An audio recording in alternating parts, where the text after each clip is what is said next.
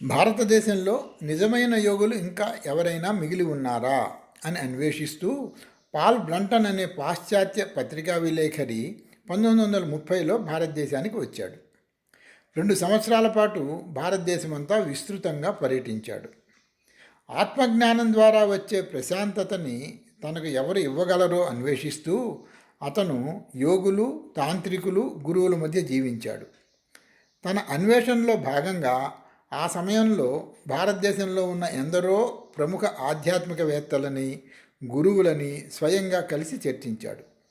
వారిలో పశ్చిమ భారతదేశంలో మెహర్ బాబా, ఉత్తర భారతంలో రాధాస్వామి సత్సంగ్ అధిపతి సాహెబ్జీ మహారాజ్, కాశీలో స్వామి విశుద్ధానంద, కలకత్తాలో రామకృష్ణ పరమహంస శిష్యుడు మాస్టర్ మహాశయులు, దక్షిణ భారతదేశంలో అడయారు యోగి బ్రహ్మ మౌనస్వామి ముఖ్యులు. అంతేకాదు బ్రంటన్ కంచి పరమాచార్యని కలిసి ఆయన ఆశీస్సులు అందుకున్నాడు. పరమాచార్య సూచనతో రమణ మహర్షిని సందర్శించిన బ్రంటన్ చివరికి మహర్షి అనుచరుడయ్యాడు.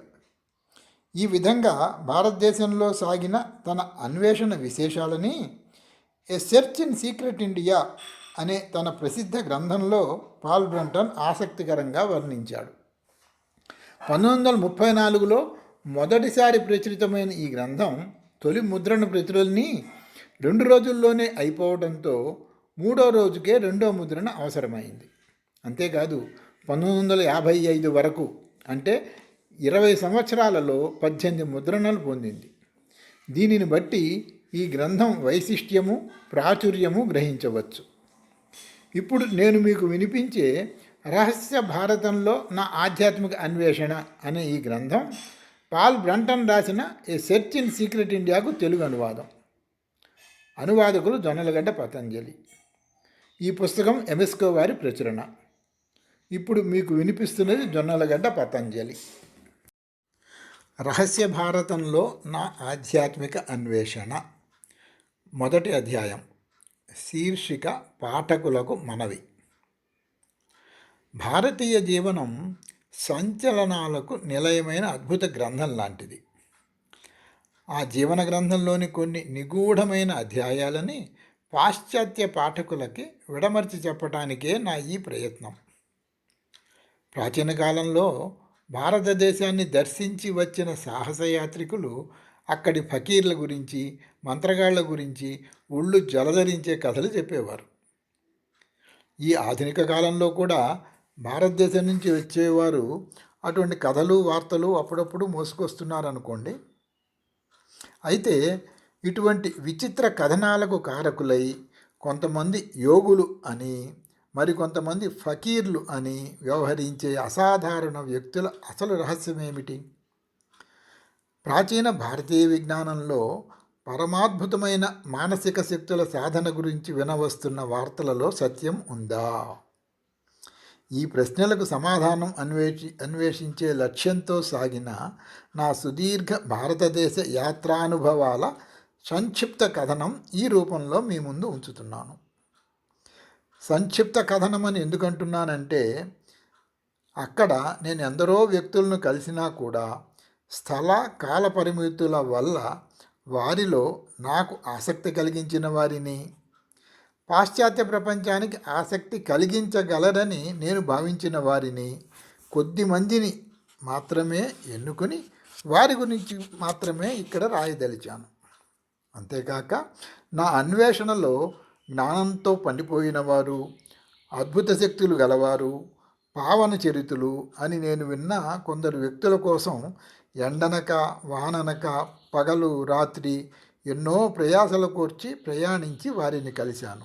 కానీ అటువంటి వారిలో ఎక్కువ మంది ఏదో విధంగా ప్రజల మన్నన పొందుతున్న అజ్ఞానులు, అవిద్యావంతులు, మూర్ఖులు, ఆచరణ శూన్యులైన పుస్తకాల పురుగులు, ధనలాలసులు, ఇంద్రజాలికులు, కపట సన్యాసులు ఈ కోవకు చెందిన వారిగా తేలింది. అటువంటి వారి గురించి రాసి పేజీలు నింపటం వల్ల పాఠకుడికి లేసమంతైనా ఉపయోగం లేదు కదా. నాకు కూడా అలా రాయడం సమ్మతం కాదు. అందుకని అటువంటి వారి అన్వేషణలో నేను ఎంతో సమయం వ్యర్థం చేసి తెలుసుకున్న విషయాలన్నీ వదిలేశాను.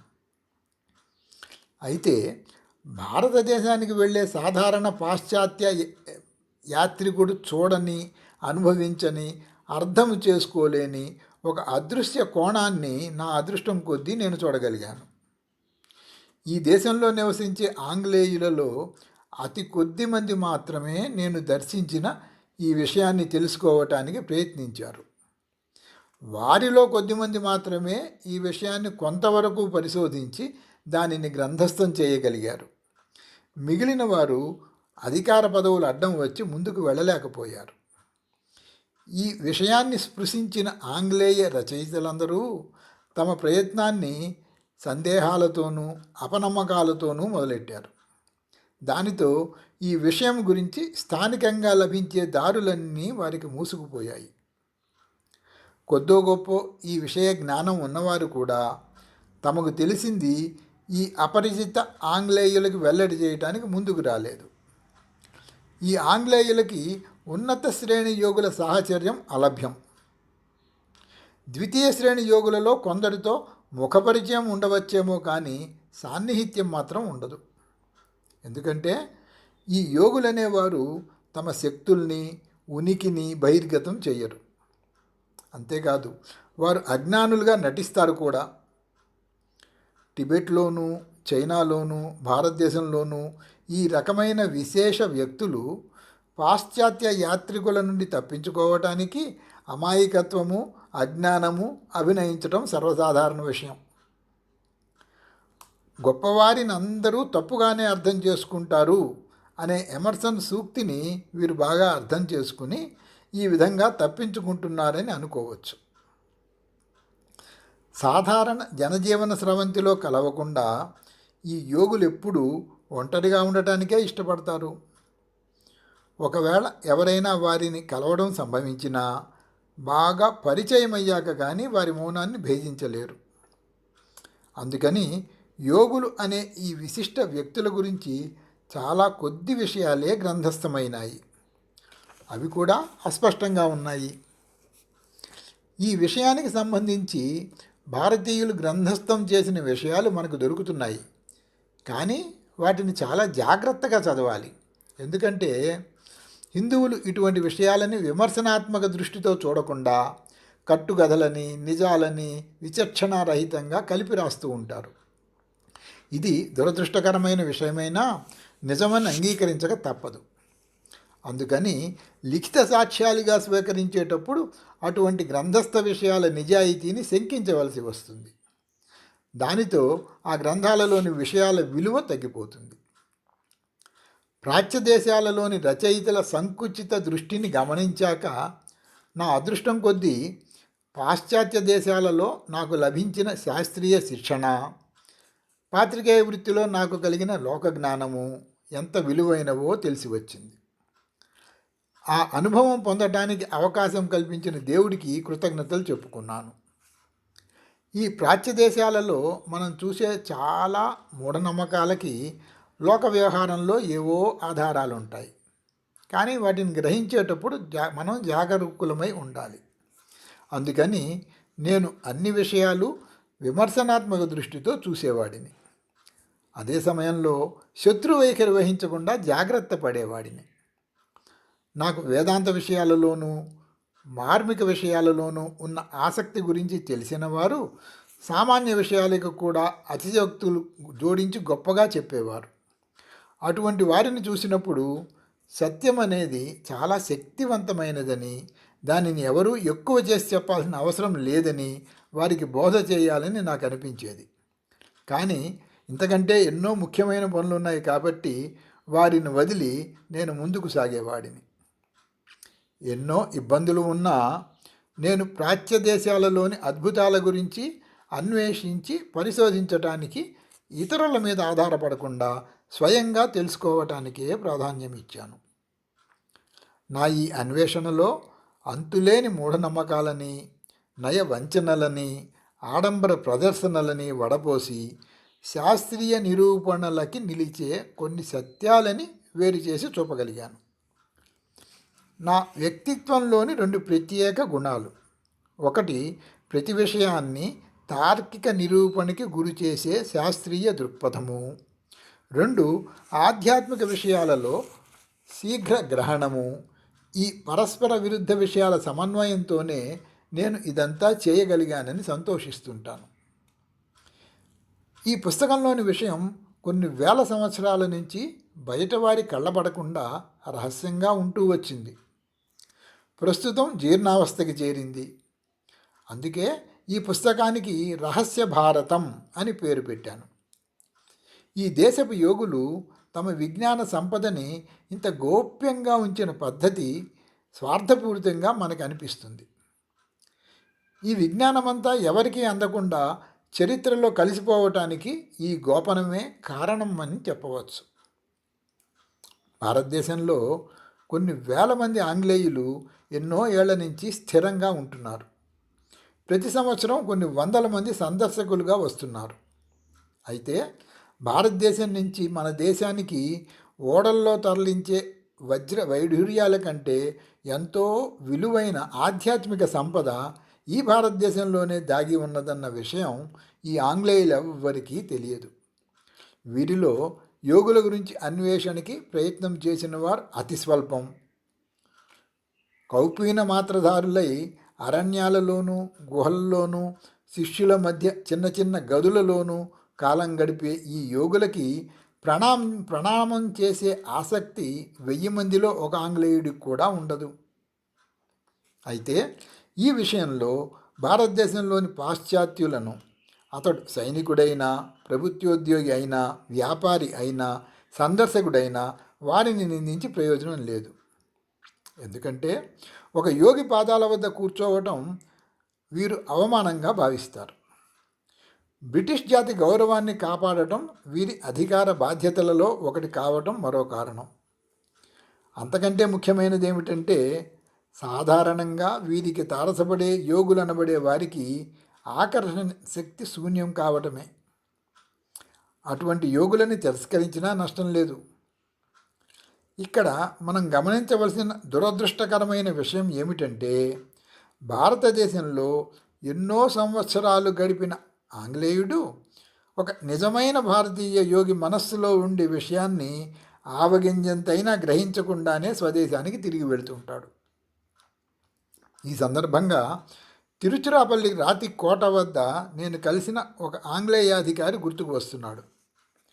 భారతీయ రైల్వే శాఖలో 20 సంవత్సరాలకు పైగా బాధ్యతాయుతమైన పదవులు నిర్వహించిన ఆ పెద్ద మనిషిని ఈ దేశంలో ఆయన అనుభవాల గురించి ఎన్నో ప్రశ్నలు వేశాను. చివరిగా నాకు ఇష్టమైన విషయం గురించి, మీరు ఈ దేశంలో ఎవరైనా యోగులను చూశారా అని అడిగాను. యోగులా? ఏమిటవి? అవి ఏమైనా జంతువులా అన్నాడు. ఈ దేశంలో 26 సంవత్సరాలు గడిపి ఆయన ప్రదర్శించిన అజ్ఞానం క్షమార్హం కాదనుకుంటూ ఆ విషయం అంతటితో వదిలేశాను. నేను ఈ విషయాలన్నీ ఈ రూపంలో గ్రంథస్థం చేయటానికి కారణాలు అనేకం. మొదట చెప్పాల్సింది, హిందుస్థాన్గా పిలువబడే ఈ దేశంలోని రకరకాల వ్యక్తుల మధ్య గడిపేటప్పుడు నా ఆభిజాత్యాన్ని పక్కన పెట్టాను. అలాగే వారి కష్టాలను, సమస్యలను సానుభూతితో విని అర్థం చేసుకున్నాను. నాకెదురైన వారి వర్గ వర్ణ తారతమ్యాలు పట్టించుకోకుండా వారి వ్యక్తిత్వాలకే విలువనిస్తూ వచ్చాను. అన్నిటినీ మించి సత్యాన్వేషణే పరమధ్యేయంగా పెట్టుకుని శాస్త్రీయ నిరూపణకి నిలిచిన ప్రతి సత్యాన్ని ధైర్యంగా స్వీకరించాను.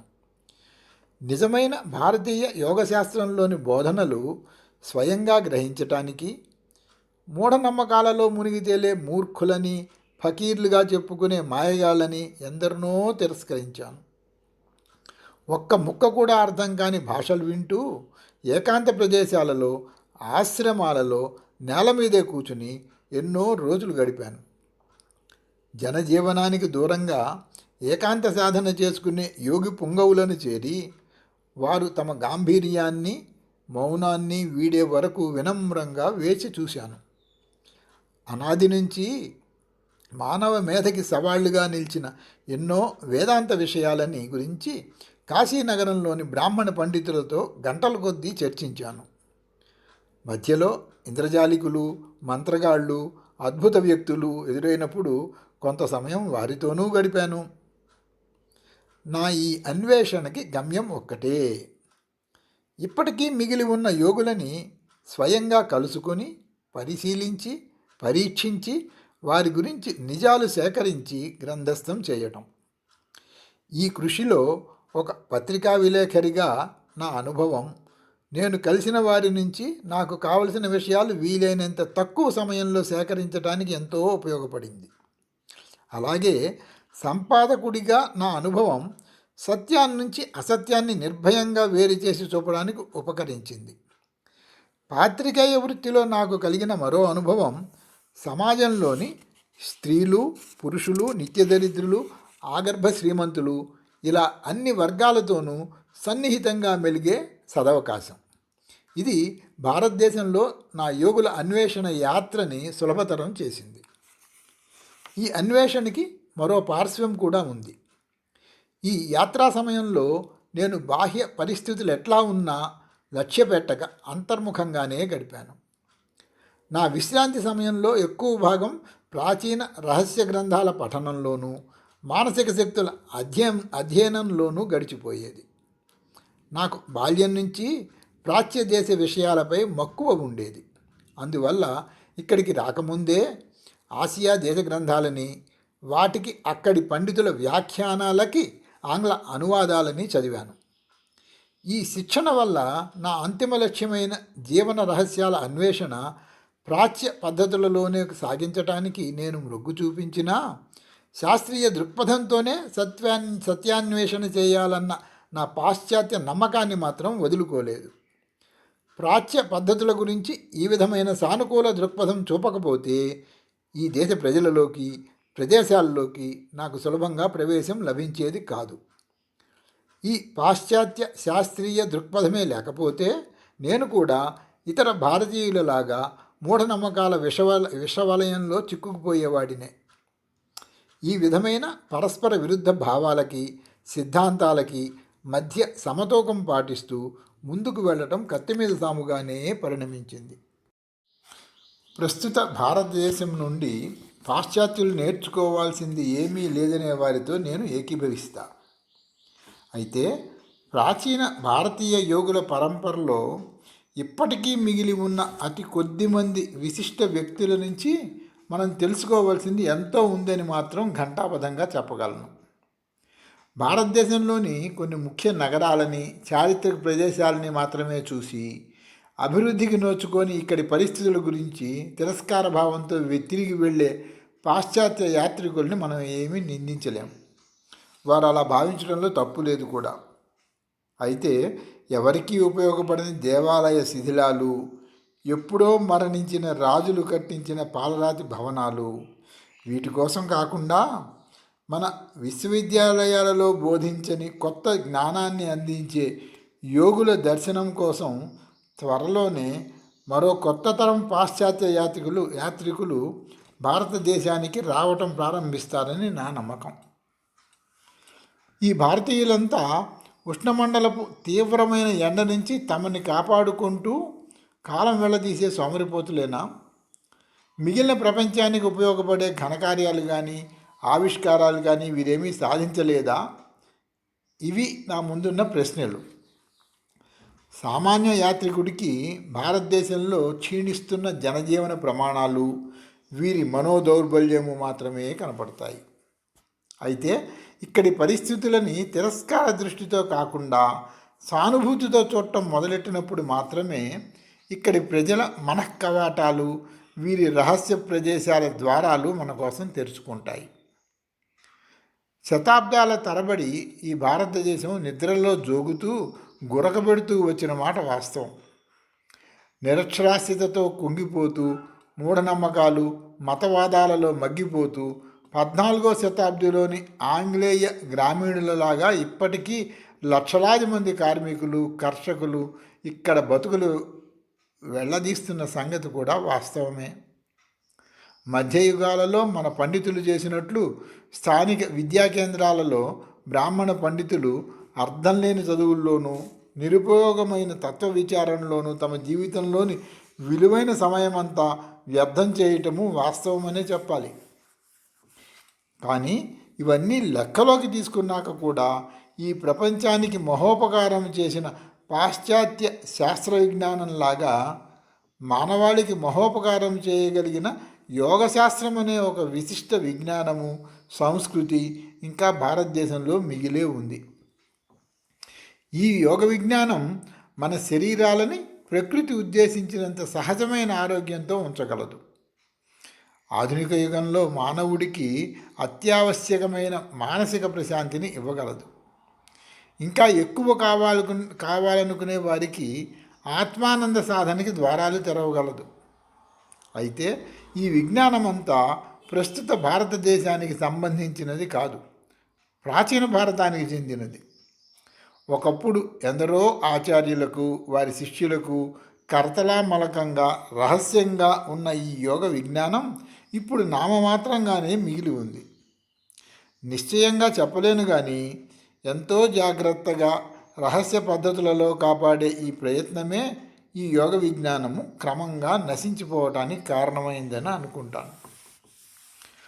ఒక కొత్త మతం కోసం కాకపోయినా మనకి ఉన్న శాస్త్ర భాండాగారాన్ని మరికొన్ని విజ్ఞాన శకలాల సేకరణతో బలోపేతం చేయటం కోసమైనా ప్రాచ్య దేశాల వైపు దృష్టి సారించమని నా పాశ్చాత్య సహచరులకి సూచించడం అసందర్భం కాదనుకుంటాను. ఇక్కడ విషయం చెప్పుకోవాలి. బర్నాఫ్, కోల్బ్రూక్, మాక్స్ ముల్లర్ లాంటి పాశ్చాత్య పరిశోధకులు భారతదేశంలోని విలువైన సాహిత్య సంపదని పరిచయం చేసే వరకు యూరప్లోని జ్ఞానరక్షకులు తమ అజ్ఞానం వల్ల భారతదేశంలోని ప్రజలను మూఢులుగా తలుస్తూ వచ్చారు. ఆ రకంగా ప్రాచ్య దేశాల విజ్ఞానంలో పాశ్చాత్య దేశాలకి ఉపయోగపడే విషయాలు ఏమీ లేవని ప్రచారం చేస్తూ ప్రాచ్య సంస్కృతిని మూఢత్వంగా వర్ణించి ఈ యూరోపియన్ పండితులు తమ అవివేకాన్ని చాటుకున్నారు. మన వశంలో లేని ప్రకృతి నియమాల వల్ల బొంబాయి బదులు బ్రిస్టల్లో జన్మించినంత మాత్రాన జీవితం గురించి మన ఆలోచనలు, దృక్పథము మారిపోతే మనం నాగరిక సమాజ సభ్యులమని చెప్పుకోవటానికి అర్హులం కామని నా ఉద్దేశం. ప్రాచ్య దేశాల నుండి వెలువడే సిద్ధాంతాలన్నిటికీ తమ మనోద్వారాలు మూసి ఉంచేవారు అక్కడి నుంచి ప్రారంభమయ్యే చక్కని ఆలోచనలు, శాశ్వత సత్యాలు, మానసిక విజ్ఞానము వీటన్నిటినీ కూడా పొందలేకపోతున్నారు. నేను చెప్పేది ఒకటే, ఈ ప్రాచ్య సంపద కోసం ప్రయత్నించే వారందరికీ అద్భుత సత్యాలు, అంతకంటే అద్భుతమైన విజ్ఞానము ఈ రూపంలో కొన్నైనా అనర్ఘరత్నాలు లభిస్తాయే తప్ప వారి శ్రమ మాత్రం వృధా కాదు. యోగుల గురించి, వారి గుప్త విజ్ఞానాన్ని గురించి అన్వేషిస్తూ నేను ప్రాచ్య దేశాల యాత్ర ప్రారంభించాను. ఆధ్యాత్మిక సాధన, దివ్య జీవనము కూడా నా ఉద్దేశంలో ఉన్నాయి. కానీ అవి నా ప్రాధాన్య విషయాలుగా పెట్టుకోలేదు. ఈ అన్వేషణలో భారతదేశంలోని పవిత్ర నదులు, ప్రశాంతంగా ప్రవహించే గంగా నది, విశాలమైన యమునా నది, కనువిందు చేసే గోదావరి నది తీరాల వెంట విస్తృతంగా పర్యటించాను. నిజం చెప్పాలంటే భారతదేశాన్నంతటినీ చుట్టి వచ్చాను. భారతదేశం నన్ను తన హృదయానికి హత్తుకుంది. కొద్ది సంఖ్యలో ఇంకా మిగిలి ఉన్న అక్కడి యోగి పుంగవులు ఈ అపరిచిత పాశ్చాత్యుడిని హృదయపూర్వకంగా ఆదరించారు. ఈ మధ్య వరకు నేను భగవంతుడంటే మానవుడి ఊహాజనిత రూపం మాత్రమేనని, ఆధ్యాత్మిక సత్యం అనేది మిథ్య అని, ఈశ్వర కృప అనేది మిథ్యావాదులకి ఓ తాయిలం అని భావించే వారి మధ్య గడిపాను. అందుకని వేదాంత శాస్త్రపు పునాదుల మీద దివ్య భవనాలు నిర్మించి తామే దేవదూతలమంటూ ఆ భవనాల చుట్టూ ప్రదక్షిణాలు చేసే శుష్క వేదాంతవాదులని నేను నిరసిస్తాను. ఈ విషయంలో నేను మిగిలిన పాశ్చాత్యుల కంటే భిన్నంగా ఆలోచిస్తున్నానంటే దానికి కారణం ఉంది. ఏదో ఒక మతం పట్ల భక్తిని ప్రదర్శించుకోవడానికి నేను ఈ ప్రాచ్య దేశాలకి రాలేదు. మతపరమైన ముఖ్య సాహిత్యం ఇదివరకే నేను చాలా చదివాను. దైవత్వానికి నేను ఒక కొత్త నిర్వచనం చెప్పుకున్నాను. అదేమంత గొప్పది కాకపోవచ్చు, కానీ మతపరమైన విషయాలన్నిటిపైన ఆసక్తి సన్నగిల్లుతూ హేతువాదానికి ప్రాముఖ్యం పెరుగుతున్న ఈ తరంలో మాత్రం అది గొప్ప విశేషం కిందే లెక్క. నాకు ఈ ఆధ్యాత్మిక విషయాలపైన నమ్మకం కుదిరింది వాదాల వల్ల కాదు, అద్భుతమైన అనుభూతిని సొంతం చేసుకోవడం వల్ల. కొండగుహలలో 6 సంవత్సరాలు గడిపి వచ్చిన ఒక మహర్షి నా ఆలోచనలలో ఈ మౌలికమైన మార్పుకి కారణమయ్యాడు. ఈ పుస్తకం చివరి అధ్యాయాలలో ఆయనకి నేను రుణపడి ఉన్న విషయాన్ని తెలియజేశాను. అటువంటి యోగీశ్వరుల ఉనికి వల్లే పాశ్చాత్య దేశాలలోని వివేకవంతులు ప్రస్తుత భారతదేశంపై దృష్టి పెట్టాల్సిన అవసరం ఉంది. ప్రస్తుత రాజకీయ ఆందోళనల మధ్య కూడా మన దృష్టికి రాని రహస్య భారతంలో గొప్ప ఆధ్యాత్మిక జీవనం ఇంకా మిగిలే ఉంది. ఈ గ్రంథంలో మనబోటి మానవ మాతృలు అందుకోలేని మానసిక ఔన్నత్యాన్ని సాధించిన కొద్దిమంది యోగీశ్వరుల గురించి ప్రామాణిక కథనాలని పొందుపరిచాను. నా యాత్రలో అద్భుతమైన భయాన్వితమైన ఎన్నో ఇతర ఘటనలకు కూడా నేను సాక్షిగా నిలిచాను. ఇప్పుడు ఇంగ్లాండ్లోని ఓ పల్లెటూరులో కూర్చుని నా రాతలన్నిటికీ గ్రంథరూపం ఇస్తుంటే ఆ ఘటనలు నాకే నమ్మశక్యంగా లేవు. అటువంటి సంఘటనలని సంశయాత్మకులైన నా పాఠకుల ముందు ఉంచడానికి ధైర్యం చాలటం లేదు. అయినా సత్యనిష్ట కొద్దీ రాస్తున్నాను. ప్రస్తుత ప్రపంచంలో రాజ్యమేలుతున్న భౌతికవాద సిద్ధాంతాలకి త్వరలోనే కాలం చెల్లిపోయే సూచనలు కనిపిస్తున్నాయి. నా తరంలోని మిగతా వారిలాగానే నాకు కూడా అద్భుతాల మీద నమ్మకం లేదు. అయితే ప్రకృతి శక్తుల ప్రభావంపై మనకి పూర్తి అవగాహన లేని మాట వాస్తవం. అందుకని భవిష్యత్తుపై దృష్టి పెట్టి నూతన పరిశోధనలకై ఉరకలు వేసే మన శాస్త్రజ్ఞులు ప్రాచ్య దేశాల నుంచి మరికొన్ని నూతన ప్రకృతి సూత్రాలను అర్థం చేసుకోగలిగితే అవి మనం నమ్మగలిగే మరిన్ని అద్భుతాలని ఆవిష్కరించవచ్చు.